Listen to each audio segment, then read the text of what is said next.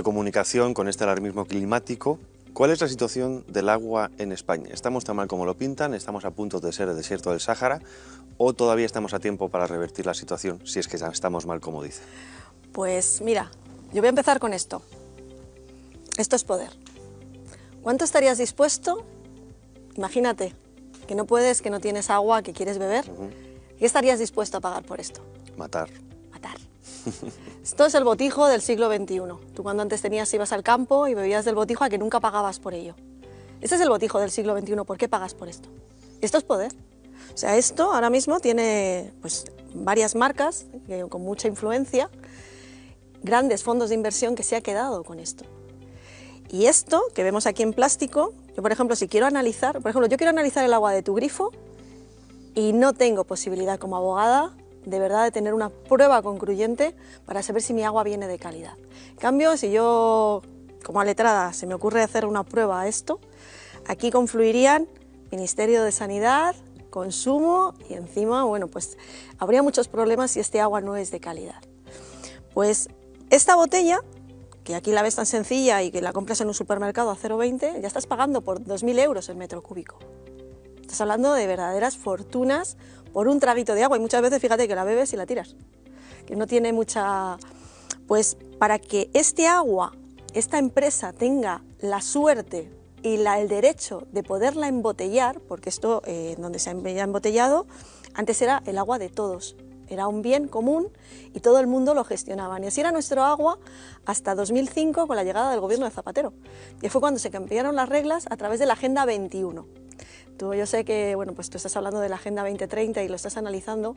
Y no hay que olvidarse que la Agenda 2030 que estamos viviendo ahora con tantos coloritos proviene de la Agenda 21, que fue el diseño y fue el inicio. Milenio, etc. Exacto.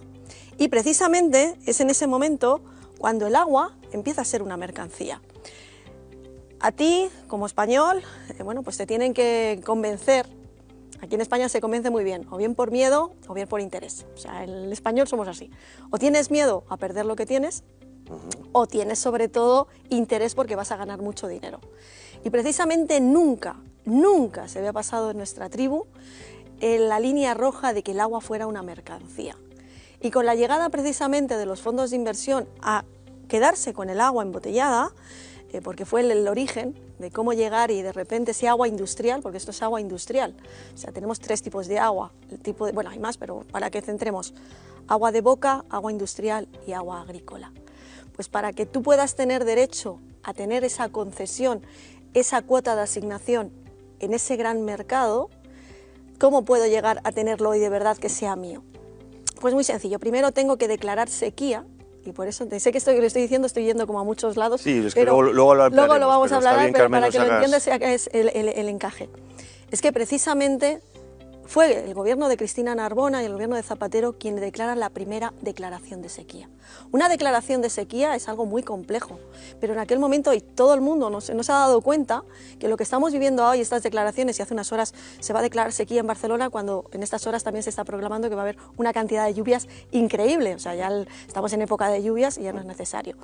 Pero es un mecanismo jurídico, y si yo te activo decreto de sequía o declaración de sequía, tengo y doy la opción a que como administración regularte los derechos que tú tenías a la hora de gestionar tu agua. Por hacer un símil, como por ejemplo pandemia, exacto, estado de alarma. Exacto. Las declaraciones de sequía fueron las primeras que se instauraron aquí en España para precisamente coartar, coaccionar y modificar esos derechos que tenías de uso. ¿Cómo tengo yo derechos? Bueno, tú cuando llegas a tu casa, para tú vivir en tu casa tienes que tener una cédula de habitabilidad. Y eso te lo da tu administración, tu ayuntamiento. Y con eso ya te da permiso para poder tener luz, tener agua, fíjate, agua. Y ese agua era gestionado por mi ayuntamiento. Cuando yo estoy en el campo y quiero regar, yo tenía que tener una concesión de la administración para que me permitieran tener un pozo o que el agua me llegara a través de unas redes, pues de lo que son unos canales, unas acequias.